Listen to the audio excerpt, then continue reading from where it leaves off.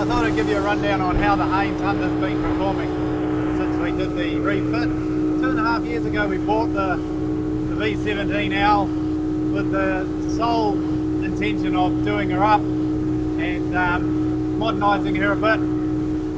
She's predominantly a spearfishing boat, and so we wanted a boat that was small enough but definitely capable enough of going offshore. So the V17L was, I felt, the right pick.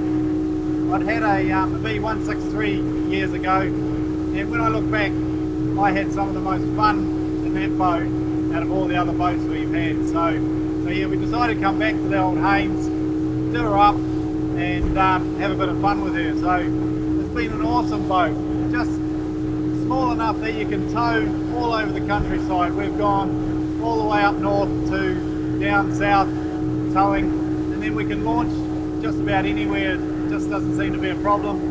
The boat itself is big enough that, you know, 4 divers in their gear is not a problem. The layout, we put a pod on the back just to extend the length of the boat, and yeah, she just handles a lot better, especially in the following sea.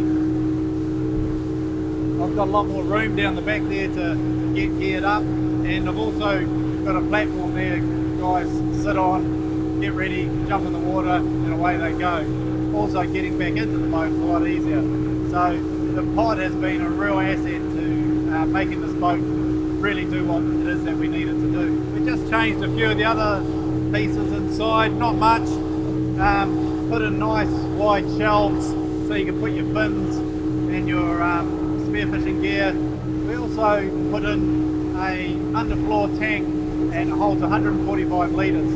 I've got a range of about 140 to 145 nautical miles depending on what the sea conditions are like. So I suppose that brings me to the motor.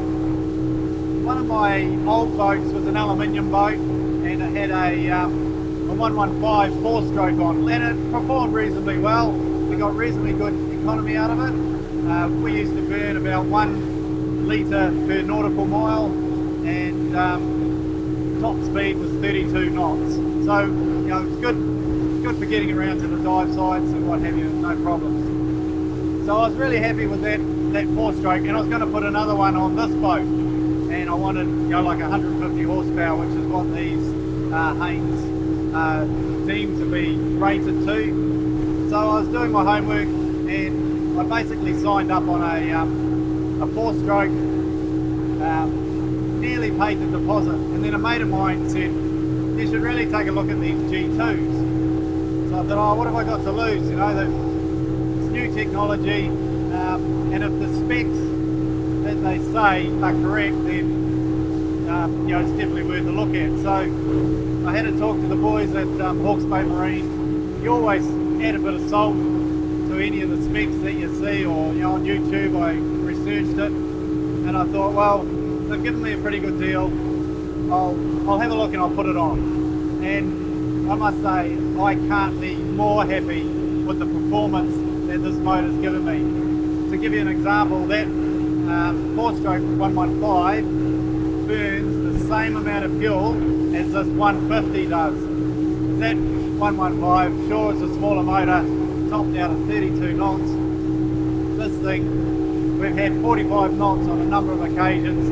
The fact is that it still burns the same amount of fuel as that 115 4-stroke. So it just blows me away. The technology they've got packed into that motor, it does burn oil, but it burns oil to 100 to 1. So 400 litres of fuel, it'll burn a 4-litre container of oil. And when you add that up with your services, it's still cheaper to run this boat with that motor than a 4-stroke and the services. And I get heaps of boogie. Like, whole shot is just incredible.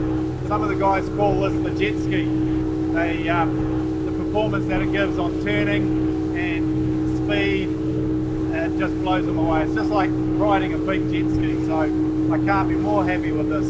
We've done nearly 200 hours on this motor so far, and it hasn't missed a beat. So yeah, I'm absolutely